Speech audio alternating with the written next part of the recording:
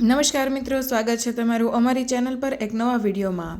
મિત્રો, 8 ફેબ્રુઆરી જે આ એકાદશીની રાત્રે આ જગ્યા ઉપર એક મુઠ્ઠી મીઠું ફેંકી દેશો તો લક્ષ્મી માતાના આશીર્વાદથી તમારા જીવનમાં થશે ધનની વર્ષા અને રાતોરાત જ તમારા ઘરમાં ધન આવવાનું શરૂ થઈ જશે। તેમજ તમારી દરેક મનોકામના પૂર્ણ થવા લાગશે। તેમજ મિત્રો, તમારું બેંક બેલેન્સ એટલું વધવા લાગશે કે તમે સંભાળી નહીં શકો। કારણ કે મિત્રો, આ વખતે જયા એકાદશીના દિવસે એવા શુભ સંયોગોનું નિર્માણ થવા જઈ રહ્યું છે જે ઘણા વર્ષો પછી આવ્યો છે। આથી જ મિત્રો, આજે આ એકાદશીના દિવસનું બહુ મહત્વ છે અને મિત્રો, આ દિવસે તમારે આ એક મુઠ્ઠી મીઠાનો ઉપાય અવશ્ય કરી લેવો જોઈએ કે જે વાસ્તુશાસ્ત્રમાં પણ જણાવવામાં આવ્યો છે। મિત્રો, આ ઉપાય એટલો બધો કારગર સાબિત થશે કે જો તમારું આખું વર્ષ ઉપાય ન કર્યો હોય તો મિત્રો, આવનારી 8 ફેબ્રુઆરીના દિવસે જયા એકાદશીની રાત્રે આ એક મુઠ્ઠી મીઠું જો તમે આ જગ્યા ઉપર ફેંકી દેશો તો તમારો બેડો પાર થઈ જશે। તેમજ આ ઉપાય કરવા માત્રથી જ મિત્રો, તમારા ઘરમાં આખું વર્ષ ધન ધાન્યની કમી નહીં થઈ શકે। તો મિત્રો, વિડીયોમાં આગળ વધતા પહેલાં જો તમે ઈચ્છતા હોય કે લક્ષ્મી માતાની કૃપા તમારી ઉપર સદા બની રહે તો આ વિડીયોને લાઇક કરી અને કમેન્ટમાં જય માં લક્ષ્મી જરૂરથી લખી દેજો। તો મિત્રો, આપણા હિન્દુ ધર્મશાસ્ત્ર એકાદશીના દિવસનું બહુ જ વિશેષ મહત્ત્વ રહેલું હોય છે। મિત્રો, વર્ષમાં ઘણી બધી એકાદશીઓ આવે છે, પરંતુ આજે આ એકાદશી છે એ સૌથી વિશેષ રીતે મનાવવામાં આવે છે અને તમે આ દિવસે અમુક એવા ખાસ ઉપાય કરી લો છો તો મિત્રો, તમારી સમસ્ત મનોકામના છે તે પૂર્ણ થઈ શકે છે। જો તમારું વર્ષ જૂનું કોઈ એવું કાર્ય છે જે પૂરું ન થતું હોય તો તમારે આવનારી જયા એકાદશીના દિવસે આ એક મુઠ્ઠી મીઠું આ જગ્યા ઉપર અવશ્ય ફેંકી દેવું જોઈએ કે જેનાથી તમે એવો ચમત્કાર જોશો કે તમારા જીવનમાં એવું તમે ક્યારેય જોયું નહીં પણ હોય। તો મિત્રો, આપણે આ ઉપાય વિશે આગળ વધીએ તેના પહેલાં આપણે આ એકાદશીનું મહત્ત્વ જાણવું બહુ જ જરૂરી માનવામાં આવે છે। તો મિત્રો, મહા મહિનાની શુક્લ પક્ષની એકાદશીને જયા એકાદશી તરીકે ઓળખવામાં આવે છે। મિત્રો, આપણા સનાતન ધર્મમાં એકાદશીનું બહુ વિશેષ મહત્ત્વ રહેલું હોય છે। આથી જ એવું માનવામાં આવે છે કે આજે આ એકાદશીના દિવસે જે કોઈ પણ ભક્ત ભગવાન વિષ્ણુની પૂજા અર્ચના પૂરા વિધિ વિધાનથી કરશે તો ભગવાન શ્રીહરિ વિષ્ણુ તે ભક્તની સમસ્ત મનોકામના છે તે પૂર્ણ કરશે। મિત્રો, એવું માનવામાં આવે છે કે આજે આ એકાદશીના વ્રતને રાખવાથી તમે માત્ર ભૌતિક સુખ જ નહીં પરંતુ મિત્રો, તમે આત્મિક સુખ, શાંતિ, માનસિક શુદ્ધતા પણ મળી શકે છે।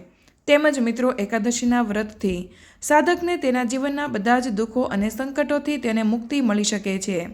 તેની સાથે જ મિત્રો, આજના દિવસે તમે આજે આ એકાદશીનું વ્રત રાખો છો તો તમને બધા જ જાણ્યા અજાણ્યાથી થયેલા પાપમાંથી મુક્તિ મળી શકે છે। તેની સાથે જ મિત્રો, આજે જયા એકાદશીના દિવસે લક્ષ્મી માતાની પૂજા અર્ચનાનું પણ વિશેષ મહત્ત્વ રહ્યું છે। મિત્રો, જયા એકાદશીનું વ્રત કરવાથી વ્યક્તિના બધા જ સંકટો દૂર થાય છે અને તેને મોક્ષની પ્રાપ્તિ થઈ શકે છે। મિત્રો, હિન્દુ ધર્મમાં એકાદશીની તિથિ જે હોય છે તેનું બહુ વિશેષ મહત્ત્વ દર્શાવવામાં આવે છે। તો મિત્રો, આ શુભ અવસર ઉપર લક્ષ્મી નારાયણ ભગવાનની પૂજા અર્ચનાનું બહુ વિશેષ મહત્ત્વ છે। તેની સાથે જ એકાદશીનું વ્રત પણ રાખવામાં આવે છે। મિત્રો, ધાર્મિક માન્યતા અનુસાર એકાદશીનું વ્રત રાખવાથી માનસિક ફળની પ્રાપ્તિ થાય છે અને તમારા જીવનમાં બધા જ સુખોનું આગમન થઈ શકે છે। અને સાથે જ મિત્રો, જો તમે આજે આ એકાદશીની રાત્રે એક મુઠ્ઠી મીઠું આ જગ્યા ઉપર ફેંકી દેશો તો મિત્રો, તમારો બેડો પાર થઈ જશે। આ એકાદશીનું વ્રત છે એ મહિલા અને પુરુષ બંને રાખી શકે છે। મિત્રો, આ જયા એકાદશીને વિજય એકાદશી પણ કહેવામાં આવે છે। મિત્રો, આ એકાદશી દર વર્ષે મહા મહિનાની શુક્લ પક્ષની એકાદશી તિથિ ઉપર આ એકાદશી આવે છે કે જેને આપણે જયા એકાદશી તરીકે ઓળખીએ છીએ। મિત્રો, સનાતન ધર્મમાં આજે આ એકાદશીનું બહુ ખાસ મહત્ત્વ હોય છે। આથી જ આ વર્ષમાં એકાદશીનું વ્રત 8 ફેબ્રુઆરીના રોજ રાખવામાં આવશે। તો મિત્રો, આવો હવે આપણે જયા એકાદશીનું વ્રત તેમજ તેનું મહત્ત્વ અને શુભ મુહૂર્ત વિશે વાત કરીએ। મિત્રો, વૈદિક પંચાંગ અનુસાર મહા મહિનાની શુક્લ પક્ષની એકાદશી તિથિની શરૂઆત છે એ 7 ફેબ્રુઆરીના દિવસે રાત્રે 9 વાગ્યાથી શરૂ થઈને 8 ફેબ્રુઆરીના દિવસે રાત્રે 8 વાગ્યે સમાપ્ત થશે। તો મિત્રો, ઉદયા તિથિ અનુસાર 8 ફેબ્રુઆરીના દિવસે જયા એકાદશી માનવામાં આવશે। તેમજ મિત્રો, આ એકાદશીના પારણા વિશે વાત કરીએ તો આ એકાદશીનું વ્રત રાખવાવાળા જાતકને 9 ફેબ્રુઆરીના દિવસે સવારે 7 વાગ્યાથી લઈને 9 વાગ્યા સુધીમાં તમે આ વ્રતના પારણા કરી શકો છો। મિત્રો, ધાર્મિક માન્યતા અનુસાર આજયા એકાદશીનું વ્રત જે કોઈ પણ વ્યક્તિ રાખે છે તો તેને સારા આરોગ્યની પ્રાપ્તિ થઈ શકે છે અને મિત્રો તેના જીવનના બધા જ પાપ અને કષ્ટોથી તેને મુક્તિ મળી શકે છે। એવું પણ કહેવામાં આવે છે કે જયા એકાદશીનું વ્રત રાખવાથી ભગવાન વિષ્ણુની કૃપા મૃત્યુ પછી ભૂત પિશાચ યોનિમાં જવાનો વારો નથી આવતો। મિત્રો, આ વ્રત રાખવાથી પુણ્યની પ્રાપ્તિ થઈ શકે છે। મિત્રો, આ વિડીયોમાં આગળ વધતા પહેલાં અને એક મુઠ્ઠી મીઠાનો ઉપાય જાણતા પહેલાં જો તમે આ વિડીયો હજુ સુધી લાઇક ન કર્યો હોય તો તમે આ વિડીયોને એક લાઇક જરૂર કરી દેજો અને અમારી આ ચેનલ પર તમે નવા આવ્યા હોય તો મિત્રો આ ચેનલને સબસ્ક્રાઈબ પણ કરી દેજો કે જેથી કરીને આવા જ વાસ્તુને લગતા મહત્ત્વના વિડીયો તમને દરરોજ મળતા રહે। તો મિત્રો, આવો હવે આપણે આ એક મુઠ્ઠી મીઠાનો ઉપાય તમારે કઈ રીતે કરવાનો છે એના વિશે જાણીએ। તો જો મિત્રો તમે આવનારી જયા એકાદશીની રાત્રે એક મુઠ્ઠી મીઠું ચૂપચાપ આ જગ્યા ઉપર મૂકી દેશો તો મિત્રો તમારા ઘરમાં રાતોરાત જ ધન આવવાનું શરૂ થઈ જશે। તેમજ મિત્રો તમે જો એકવાર જયા એકાદશીની રાત્રે ઉપાય કરી લેશો તો મિત્રો તમારા ઘરમાં જેટલા પણ વાસ્તુ દોષ હશે તેનાથી તમે છુટકારો મળી જશે। તેમજ તમારે તમારી વર્ષો જૂની મનોકામના હશે તે પણ પૂર્ણ થવા લાગશે। તેમજ આ ઉપાય કરવા માત્રથી જ તમારા ઘરની ગરીબી અને દરિદ્રતાથી તમને છુટકારો મળી જશે। તો મિત્રો આવો આપણે જાણીએ કે તમારે આ જયા એકાદશીની રાત્રે આ એક મુઠ્ઠી મીઠાનો ઉપાય કઈ રીતે કરવાનો છે। તો મિત્રો તમારે સૌપ્રથમ આ ઉપાય કરવા માટે એક મુઠ્ઠી મીઠાની જરૂર પડશે। તો જો તમે જયા એકાદશીની રાત્રે આ જગ્યા ઉપર એક મુઠ્ઠી મીઠું મૂકી દેશો તો મિત્રો લક્ષ્મી માતાની કૃપાથી તમારા ઘરમાં ધન આવવાના બધા જ રસ્તાઓ ખુલવા લાગશે। તેમજ મિત્રો આ ઉપાય કરવાથી તમારા ઘરમાં ક્યારેય પણ નિર્ધનતા અને ગરીબીનો વાસ રહી શકતો નથી। મિત્રો, મીઠું છે તેને આપણા વાસ્તુશાસ્ત્રમાં બહુ શુભ માનવામાં આવે છે। આથી જ તમે મીઠાને લગતા જે કોઈ પણ ઉપાયો એકાદશી જેવા શુભ દિવસ ઉપર કરો છો તો મિત્રો રાતોરાત જ વ્યક્તિના જીવનમાં ગરીબી અને દરિદ્રતા છે એ દૂર થઈ શકે છે અને લક્ષ્મી માતાની કૃપા તેની ઉપર એવી રીતે વરસે છે કે તે ઘરમાં ક્યારે પણ ગરીબી અને દરિદ્રતા આવી શકતી નથી। તો મિત્રો ઉપાય કરવા માટે તમારે સૌપ્રથમ એક મુઠ્ઠી મીઠું લેવાનું છે અને મિત્રો સાથે જ તમારે એક લવિંગ પણ લેવાનું છે અને પછી તમારે જયા એકાદશીની રાત્રે એક મુઠ્ઠી મીઠું એક વાટકામાં લઈ અને તેની અંદર એક લવિંગ નાખી દેવાનું છે અને મિત્રો તેની અંદર એક ગ્લાસ જેટલું પાણી રાખીને આ મીઠાવાળું પાણી છે તેને તમારે જયા એકાદશીની રાત્રે આખી રાત જ એમ રાખવાનું છે અને બીજા દિવસે સવારે તમે જ્યારે પણ પોતાના ઘરમાં પોતું મારો છો તો તમારા પોતું મારવાના પાણીમાં આ મીઠાવાળું પાણી છે તે ઉમેરી દેવાનું છે અને પછી જ પોતું મારવાનું છે। આથી જો તમે આ પ્રકારે ઉપાય કરીને જયા એકાદશીના દિવસ પછી આ રીતે પોતું મારવાના પાણીમાં આ મીઠાવાળું પાણી ઉમેરી દેશો અને પછી તમે પોતું મારશો તો મિત્રો તમારા ઘરમાં જેટલી પણ નકારાત્મક ઉર્જા છે તે લક્ષ્મી માતાની કૃપાથી સમાપ્ત થઈ જશે અને લક્ષ્મી માતાની કૃપા એવી રીતે પ્રાપ્ત થશે કે તમારા ઘરમાં રાતોરાત જ ધન આવવાના બધા જ રસ્તાઓ ખુલવા લાગશે। તેમજ મિત્રો એવી માન્યતા હોય છે કે જો તમારા ઘરમાં નકારાત્મક ઉર્જા ભરેલી હોય તો તમારા ઘરમાં હંમેશા ગરીબી એમ જ બનેલી રહે છે। આથી જો તમે આવનારી જયા એકાદશીની રાત્રે આ એક મુઠ્ઠી મીઠાનો ઉપાય આ પ્રકારે પૂરા વિધિ વિધાનથી કરી લેશો તો મિત્રો તમારા ઘરની ગરીબી તેમજ દરિદ્રતા છે એ જડ મૂળમાંથી સમાપ્ત થઈ જશે। કારણ કે મિત્રો જયા એકાદશીની રાત્રે આ એક મુઠ્ઠી મીઠાનો ઉપાય છે એ બહુ જ મહાન સાબિત થયેલો છે। આથી જ તમારે આ એકાદશીની રાત્રે ઉપાય અવશ્ય કરી લેવો જોઈએ કે જેનાથી તમે ગરીબીમાંથી બહાર આવી શકો। તેની સાથે જ જો તમારા ઘરમાં કોઈ દોષ જેવા કે વાસ્તુ દોષ, શનિ દોષ અથવા તો બંધન દોષ હશે તો એનાથી પણ તમે મુક્ત મેળવી શકશો। તેમજ જો ઘરમાં કોઈ એવું સભ્ય છે કે જે વધારે માંદું જ રહેતું હોય તો એ પણ સાજું થઈ જશે। તેની સાથે જ જો તમારા ઘરમાં માંગલિક કાર્ય અટકી ગયા હશે તો મિત્રો જયા એકાદશીની રાત્રે તમે ઉપાય કરી લેશો તો પછી તમારા ઘરમાં સકારાત્મક ઉર્જાનો વાસ થશે કે જેનાથી તમારા ઘરમાં માંગલિક કાર્યની શરૂઆત પણ થઈ જશે। આથી જ મિત્રો જો તમે આખા વર્ષમાં ક્યારેય ઉપાય ન કર્યો હોય તો મિત્રો તમારે આવનારી 8 ફેબ્રુઆરીના દિવસે જયા એકાદશીની રાત્રે આ એક મુઠ્ઠી મીઠાનો ઉપાય અવશ્ય કરી લેવો જોઈએ કે જેનાથી તમારી સમસ્ત મનોકામના છે તે પૂર્ણ થઈ શકે। તો મિત્રો હવે આપણે આ જયા એકાદશીની પૂજા વિધિ વિશે જાણીએ. તો મિત્રો જયા એકાદશીના દિવસે સૌપ્રથમ તમારે સવારે જલ્દી ઉઠીને શુદ્ધ અને પવિત્ર મનની સાથે આ દિવસની શરૂઆત કરવી જોઈએ. આના પછી મિત્રો તમારે સ્નાન કરી લેવું જોઈએ. ત્યારબાદ તમારે માત્ર સામાન્ય પાણીથી સ્નાન નહીં, પરંતુ તમારે જે પાણીને સ્નાન કરો છો તેમાં તમારે થોડું ગંગાજળ મેળવી સ્નાન કરવું જોઈએ. કારણ કે ગંગાજળને બહુ જ પવિત્ર માનવામાં આવે છે અને મિત્રો ગંગાજળ શુદ્ધિનું પ્રતીક મનાય છે. આનાથી તમે તમારા મનને અને આત્માની શુદ્ધિ કરી શકો છો.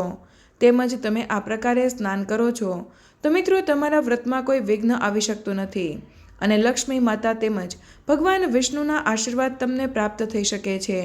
મિત્રો સ્નાન કરીને પછી તમારે ભગવાન શ્રી હરિ વિષ્ણુનું ધ્યાન કરવું જોઈએ અને ભગવાન વિષ્ણુના ચરણોમાં શ્રદ્ધાથી સાથે તમારે જયા એકાદશીના વ્રતનો સંકલ્પ લેવો જોઈએ અને તેનો નાનો પાટલો લઈને તેની ઉપર એક પીળું વસ્ત્ર પાથરીને પૂજા વિધિની શરૂઆત કરવી જોઈએ.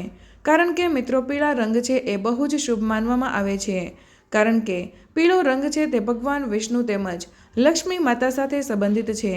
તો મિત્રો આ પીળા વસ્ત્ર ઉપર તમારે ભગવાન શ્રી વિષ્ણુની મૂર્તિ અથવા તો ફોટો સ્થાપિત કરી શકો છો. તેની સાથે જ લક્ષ્મી માતાનો ફોટો અથવા તો મૂર્તિ પણ તમે ત્યાં સ્થાપિત કરી શકો છો અને તે બંનેની તમારે પૂજા કરવી જોઈએ. તેમજ મિત્રો આ પૂજામાં તમારે ફળ ફૂલ તેમજ પીળા ફૂલ ધૂપ દીપ અને નૈવેદ્ય અર્પણ કરવા જોઈએ. તેમજ મિત્રો વિશેષ રૂપથી ભગવાન વિષ્ણુને તલ અને તુલસીના પાન અર્પણ કરવાથી આ વ્રતનું ફળ તમને વધારે મળી શકે છે. મિત્રો ભગવાન વિષ્ણુ અને લક્ષ્મી માતાને તાજા ફૂલ અને ફળ અર્પણ કરજો, કારણ કે તમને તેના આશીર્વાદ પ્રાપ્ત થઈ શકે. તેમજ મિત્રો જ્યારે પણ તમે પૂજા અર્ચના કરી લો છો પછી તમારે ભગવાન વિષ્ણુના બીજ મંત્ર ઓમ નમો નારાયણ નમઃનો જાપ કરવો જોઈએ. મિત્રો આ મંત્ર છે એ ભગવાન વિષ્ણુને સમર્પિત છે અને આનાથી મનની શાંતિ મળી શકે છે.